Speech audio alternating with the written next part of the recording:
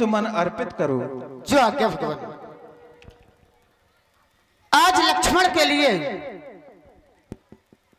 बड़े सौभाग्य का विषय है।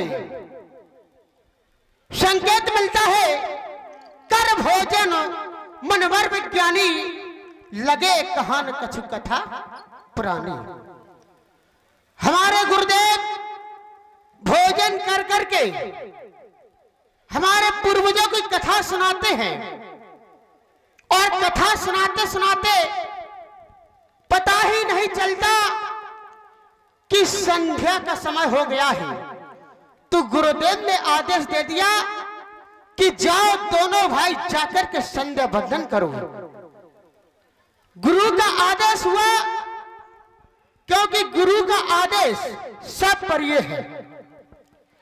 क्योंकि कहा जाता है माता पिता गुरु की वाणी, बिना ही विचार करे सब जानी। अर्थात गुरु के बारे में कहा जाता है गुरु ब्रह्मा गुरु विष्णु गुरु देवो महेश्वरा गुरु साक्षात परब्रह्म तस्मै श्री गुरुवे नमः। तो संकेत मिलता है, किसी ने पूछा कि क्या गुरु ब्रह्मा है, तो संकेत मिलता है कि गुरु ब्रह्मा भी नहीं है। दूसरा संकेत मिलता है क्या गुरु विष्णु है, तो संकेत मिलता है कि गुरु विष्णु भी नहीं है।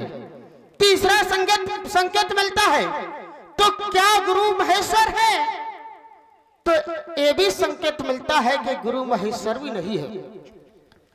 अगर गुरु ब्रह्मा नहीं, विष्णु नहीं, महेश्वर नहीं, तो गुरु है क्या, तो कह दिया कि गुरु साक्षात परब्रह्म तस्मै श्री गुरुवे नमः।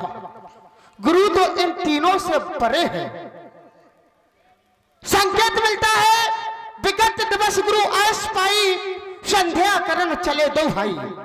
इतने में प्रभु की ओर से आदेश मिला कि लक्ष्मण देखो संध्या का समय हो गया है, चलो संध्या बंधन करो। तो ये लक्ष्मण अपने मन में विचार करता है कि क्या कभी हम इससे पहले संध्या बंधन नहीं करते थे। दूसरा संकेत मिलता है निष्प्रवेश गुरु आस्तीना, तब ही संध्या बंधन की ना। जब गुरुदेव ने आदेश दिया तो सभी ने संध्या बंधन किया, क्योंकि संध्या बंधन करना तो हमारा नित्य प्रतिदिन का कर्म है। परंतु संध्या क्यों की जाती है, संध्या किसे कहते हैं? संध्या सूर्य से उत्पत्ति एक समय का नाम है, जो 3 भागों में विभाजित है। प्रथम प्रातःकालीन संध्या, द्वितीय मध्यकालीन संध्या, तृतीय सायंकालीन संध्या। वैसे तो मानव को उपरोक्त तीनों संध्या करनी चाहिए, और यदि समय का भाव है तो सायंकालीन संध्या करना मानव का सबसे बड़ा कर्म ही नहीं बल्कि सबसे बड़ा कर्तव्य भी है। अब सायंकालीन संध्या किसे कहते हैं? सायंकालीन संध्या कहते हैं सूर्य का अस्त होना और रजनी का आगमन, रजनी अर्थात रात्रि का आगमन होना। इन दोनों के बीच के मध्य के समय को सायंकालीन संध्या कहते हैं, जिसे करना मानव का सबसे बड़ा कर्तव्य भी है। सायंकालीन संध्या क्यों की जाती है?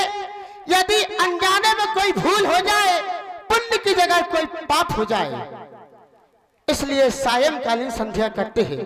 परंतु यदि कोई जानबूझकर पाप करता है तो वो मोक्ष को प्राप्त नहीं होता, क्योंकि संध्या के बारे में कहा गया है संध्या इल्लोन विख्याता, संध्या इनानुपास्था, जीव मानो भविष्य मृतः सच में विजायता।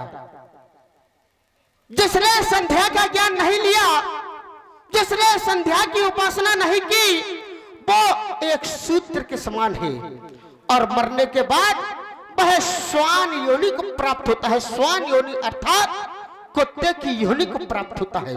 ऐसा हम नहीं, ऐसा वेदों का मत है। क्योंकि बड़े भाग्य से हमें ये मानव शरीर प्राप्त हुआ है। मानव शरीर हमें अच्छा पहनने को प्राप्त हुआ है? क्या ये मानव शरीर हमें अच्छा दिखने को प्राप्त हुआ है? क्या ये मानव शरीर हमें अच्छा खाने को प्राप्त हुआ है? नहीं, ये सब असत्य थे, क्योंकि हमें मानव शरीर प्राप्त हुआ है अच्छा कर्म करने को। क्योंकि इस मानव शरीर के लिए हमें 84 लाख योनियों में भटकना पड़ता है। कहा जाता है ना कि बड़े भाग्य मानुष तन पावा, सुर दुर्लभ सब ग्रंथन गावा। बड़े भाग्य से मानव शरीर प्राप्त हुआ है। इस मानव शरीर के लिए हमें 84 लाख योनियों में भटकना पड़ता है। अब वो 84 लाख योनियां कौन सी है? 20 लाख स्थावर जानो, 9 लाख सब जलचर मानो, 11 लाख कर्म कवि गाए, पंछी गण 10 लाख बताए, 30 लाख पशु मानो भाई, 4 लाख बानर सम भाई। जब चाहे 84 तक जावे, तब ते अंत मनुष्य तन पावे। इसलिए संसार के प्रत्येक प्राणियों को संध्या बंधन करनी चाहिए, क्योंकि संध्या बंधन करने से पाप मोक्ष हो जाता है। या देवी सर्वभूतेषु शक्ति देवी रूपेण संस्था, नमस्तस्यै नमस्तस्यै नमस्तस्यै नमो नमः।